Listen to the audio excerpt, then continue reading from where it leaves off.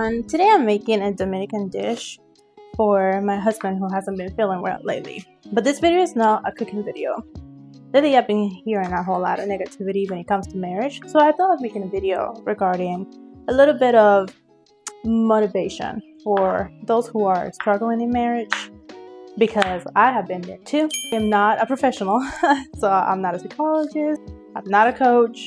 This is just from experiences and things that I have learned throughout my marriage so far. I've been married to Angel for 5 years, almost 6 now, and we definitely have gone through some ups and downs. I think the hardest thing that we have gone through in marriage is because of our lack to compromise. And I have heard, like on TikTok and other social media platforms, a lot of people who say things like, I would never get married again, if the person is divorced or if for some reason their spouse passed away, especially women. And I don't want to just say that this comes just from women, but I believe that I also used to say this, where we would say, oh, I would never get remarried because I don't want to train another human or another man.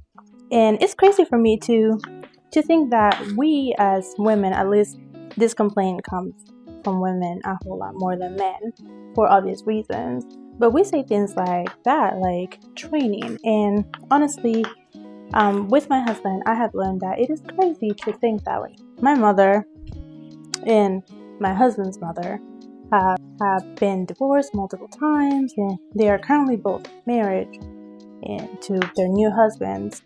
But there are things that they haven't changed. And my husband and I looked at each other at one time and said, we don't want to be like our parents, And my mother used to say that to me all the time. You have to train a man. But honestly, is it really training?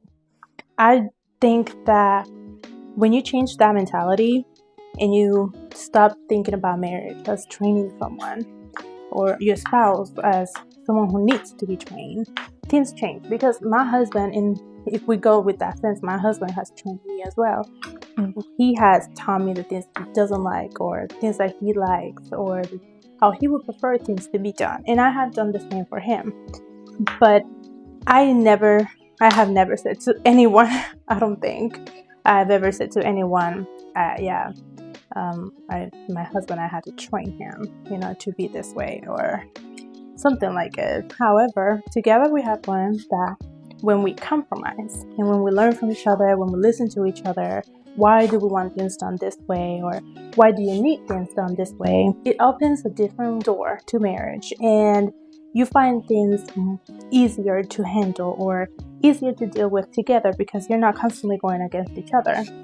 I want to encourage everyone today to breathe positivity into your marriage.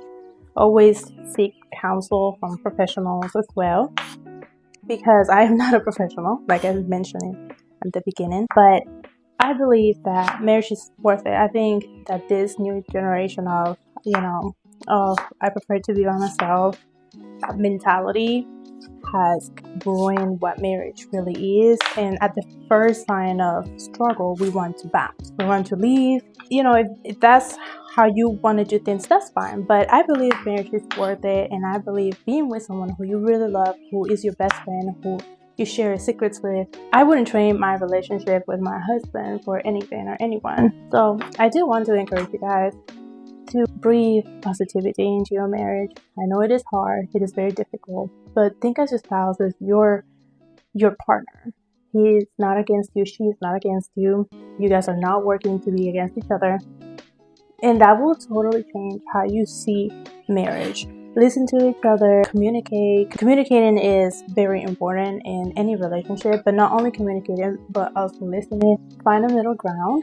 After countless arguments, we learned that it's all about compromising.